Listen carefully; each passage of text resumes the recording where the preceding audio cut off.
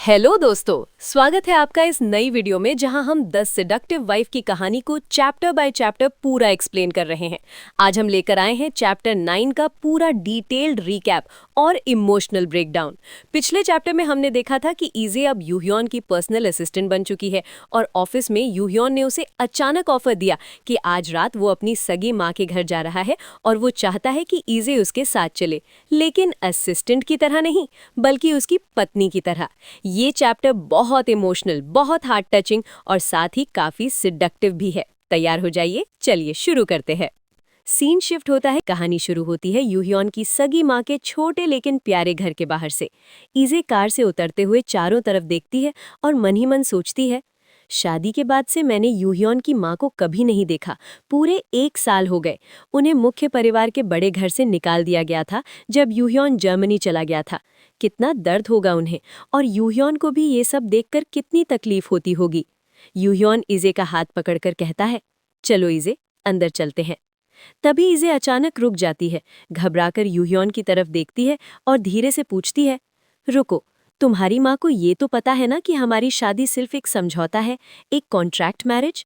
यूह्योन शांत लेकिन गहरी आवाज में जवाब देता है, हाँ, उन्हें पता है, लेकिन उन्हें ये भी पता है कि हम दोनों एक दूसरे के प्यार में पूरी तरह पागल है। इजे हैरान होकर, क्या?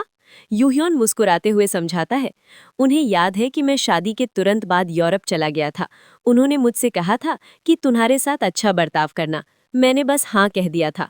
अब पता नहीं कैसे ये बात प्यार में पागल होने तक पहुंच गई। यूह्योन आगे कहता है, वो बहुत शर्मीली है, इसलिए तुम्हें उनसे ज्यादा बात करने की जरूरत नहीं पड़ेगी, लेकिन वो उदास है कि मैं कोरिया लौटने के बाद से उनसे मिलने नहीं आया। चलो, उनका थोड़ा मन बहलाते हैं और फिर घर चलते हैं। इजी सिर हिलाती है, लेकिन मन ही मन अफसोस करती है, काश मैं उनके लिए कोई छोटा सा गिफ्ट लेकर आती, मैंने सोचा ही नहीं। अचानक दरवाजा खुलता है। यूह्योन की माँ बाहर निकलती हैं और जैसे ही यूह्योन को देखती हैं, आंसू भरी आंखों से उसे जोर से गले लगा लेती हैं। इजे ये देखकर मन में सोचती है, मुख्य परिवार के घर में जो कड़वाहट महसूस हुई थी, यहाँ बिल्कुल अलग है। यहाँ सिर्फ प्यार है, सच्चा प्यार। माँ बहुत प्यार से इजे का स्वागत करती हैं। अरे बेटा, सफर बहुत लंबा रहा होगा ना, थक गए होगे दोनों? इजे मुस्कुराकर, नहीं आंटी, बिल्कुल नहीं। माँ इजे का हाथ पकड़कर अंदर ले जाती हैं और बहुत कोमल आवाज में कहती हैं, तुमने अभी तक रात का खाना नहीं खाया ना? मैंने तुम दोनों के लिए खास व्यंजन बनाए हैं। चलो, डाइनिंग टेबल पर चलते हैं। इजे उनकी कोमलता और दयालुता देखकर अंदर तक पिघल जाती है। डिनर पर सीन शिफ्ट होता है। टेबल पर तरह तरह के स्वादिष्ट घरेलू व्यंजन सजे हैं। यूह्योन हैरान होकर पूछता है, माँ, क्या आपने ये सब खुद बनाया है? माँ मुस्कुराकर आंखों में चमक लिए, हाँ बेटा, मैंने अपने प्यारे यूह्योन को इतने लंबे समय से नहीं देखा था और शादी के बाद आज पहली बार तुमसे, इजे से मिल रही हूँ। इजे खाना खाते हुए भावुक हो जाती है। मन ही मन सोचती है, मैं महसूस कर सकती हूँ इस खाने में कितना प्यार डाला है उन्होंने, कितनी परवाह, कितनी ममता। मैंने बहुत सालों से ऐसी गर्मजोशी महसूस नहीं की थी। मेरी आंखों में आंसू आ रहे हैं। खाना खाते हुए माँ यूह्योन से पूछती हैं, तुम्हारे पिता अभी भी बिजनेस के सिलसिले में बाहर है ना? तुम उन्हें बहुत याद करते होगे। मुझे समझ नहीं आता वो जर्मनी क्यों नहीं आए तुमसे मिलने? यूह्योन का चेहरा एकदम सख्त हो जाता है। वो गहरी आवाज में सिर्फ इतना कहता है, माँ। माँ बात बदलकर इजे से पूछती हैं, बेटी, तुम्हारे पिता ने तुम्हारे साथ जो कुछ भी किया, उसके बाद भी क्या तुम उन्हें याद करती हो? इजे झिझकते हुए आंखें नीचे करके, नहीं, मैं नहीं करती। ये सुनकर माँ की आंखों में आंसू आ जाते हैं। वो भावुक होकर कहती हैं, रुको, तुम लोग इतनी दूर से आए हो, आज रात यहीं क्यों नहीं रुक जाते? यूह्योन तुरंत मना करता है, नहीं माँ, अब जब मैंने आपका चेहरा देख लिया तो हम वापस चले जाते हैं। तभी इजे बीच में बोल पड़ती है, ये अच्छा विचार है। यूह्योन हैरान होकर इजे की तरफ देखता है, तुम यहाँ रात रुकने के लिए तैयार हो? इजे माँ की तरफ प्यार से देखकर, हाँ, इतनी जल्दी चले जाना ठीक नहीं होगा। हम आपकी माँ को 1 साल से ज्यादा समय से नहीं देख पाए। फिर यूह्योन से, क्या ये ठीक रहेगा? हम आज रात यहीं सो जाते हैं और सुबह जल्दी निकल जाएंगे ताकि ऑफिस में देर ना हो। इजे ने मन में ठान लिया है, आज रात मेरा एक ही लक्ष्य है, यूह्योन की माँ के अकेलेपन को थोड़ा कम करना। फिर से सीन शिफ्ट होता है यूह्योन के पुराने बेडरूम में। दोनों यूह्योन के पुराने बेडरूम में अकेले हैं।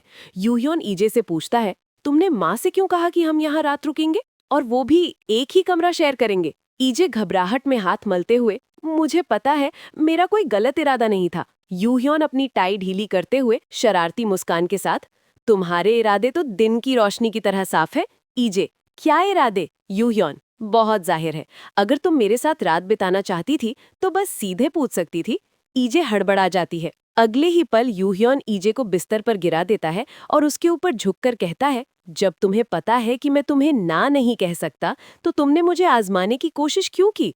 ईजे के दिल की धड़कनें तेज हो जाती हैं। यूह्योन का चेहरा बहुत करीब है। ईजे, मुझे लगता है कोई गलतफहमी हुई है यूह्योन, मैं तुम्हें आजमा नहीं रही थी। यूह्योन, अच्छा, तो फिर रात रुकने का सुझाव क्यों दिया? ये तो तय था कि ऐसा होने वाला है। ईजे, शर्माते हुए, क्योंकि मुझे पता है मैंने जल्दबाजी की, लेकिन मैं तुमसे अपनी नजरें नहीं हटा पाती। अगर मैं एक पल के लिए भी दूर देखती हूँ तो तुम आगे बढ़कर कुछ ऐसा कर देते हो जिसकी मैंने उम्मीद नहीं की होती। यूह्योन प्यार से ईजे का चेहरा सहलाता है और चूमने के लिए आगे बढ़ता है। ईजे आंखें बंद कर लेती है।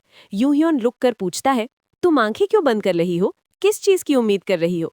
ईजे शर्म से लाल होकर, मुझे लगा हम चूमने वाले हैं, क्या हम चूम सकते हैं? यूह्योन उसे गहराई से चूम लेता है और फुसफुसाता है, ईजे, तुम्हें इतना आकर्षक दिखना बंद करना चाहिए, ये खतरनाक है। क्या तुम इसे यहीं करने के लिए तैयार हो? मेरा मतलब, मुझे कोई परेशानी नहीं। अचानक ईजे को होश आता है। वो हड़बड़ा कर उठ बैठती है। यूह्योन, मैं तो भूल ही गई थी, हम तुम्हारी माँ के घर पर हैं।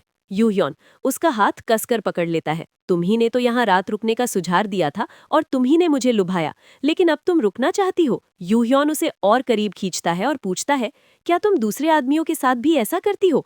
क्या तुम जरा से स्पर्श से ही उत्तेजित हो जाती हो? ईजे कांपने लगती है। फिर धीरे से पूछती है, जब मैं विदेश में थी तब तुमने अपनी जरूरतों का ख्याल कैसे रखा? यूह्योन, वेल। ईजे, क्या तुमने खुद से? यूह्योन ईजे के कपड़े थोड़े ऊपर करते हुए, अब से अगर तुम्हें मेरी जरूरत हो तो मुझे बताना। अब तुम्हारे पास एक पति है जिसका तुम इस्तेमाल कर सकती हो, जो बिल्कुल तुम्हारे पास है। यूह्योन ईजे की गर्दन चूमते हुए कहता है, और मेरा शरीर सिर्फ तुम्हारे लिए ही रिएक्ट करता है। यूह्योन आगे कहता है, अपना मुंह खोलो और अपनी जीभ को मत काटना। ईजे भारी सांसों के साथ घबराकर, क्या होगा अगर मुझसे बहुत ज्यादा आवाज हो गई तो? यूह्योन उसकी आंखों में देखकर, तो क्या हमें रुक जाना चाहिए? क्या तुम यही चाहती हो? हमारा सिर्फ हाथ पकड़कर सोना कोई तुक नहीं बनाता। मुझे जवाब दो ईजे, क्या मुझे रुक जाना चाहिए? ईजे अपना चेहरा दूसरी तरफ घुमा लेती है और धीरे से सहमति दे देती है। यूह्योन मुस्कुराते हुए, यही कारण है कि मैं तुम्हें पसंद करता हूँ। तुम बहुत ईमानदार हो और थोड़ी शरारती भी। और इसी के साथ चैप्टर 9 खत्म।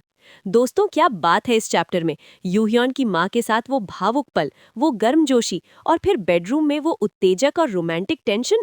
क्या ईजे अब सच में यूह्योन के प्यार में पूरी तरह गिर चुकी है?